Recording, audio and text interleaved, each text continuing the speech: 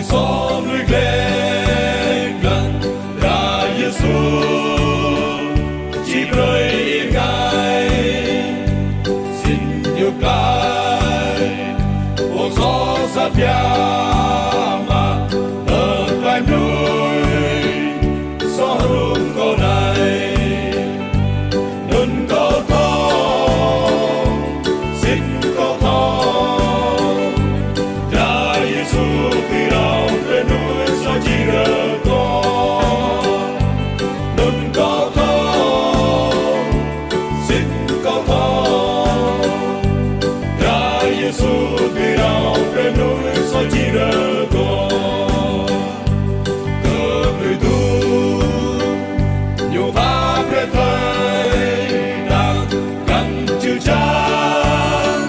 nhiều ba chưa lan mang đi tan nhiều thoa về yam nhưng lại nằm mơ nhiều mi chỉ ngài đừng có thông xin có thông ra Giêsu người đầu lên núi rồi đi đời con đừng có thông xin có thông ra Giêsu người đầu lên núi rồi đi đời con.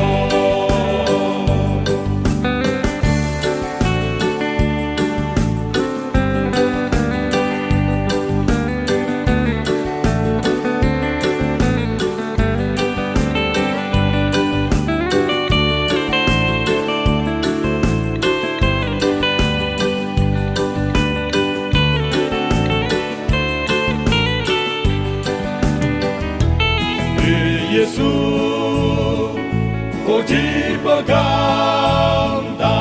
biết lại tim đã đau lòng ta nhiều lại tin bằng tay nâng gió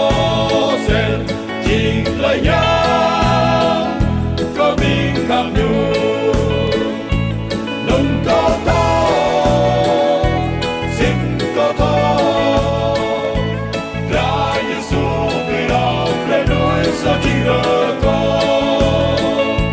đừng có thông xin có thông ra Giêsu người đầu lên núi sao chỉ rơi con đừng có thông xin có thông ra Giêsu người đầu lên núi sao chỉ rơi con đừng có thông xin có thông ra Giêsu từ đầu lên núi sao chỉ rơi con.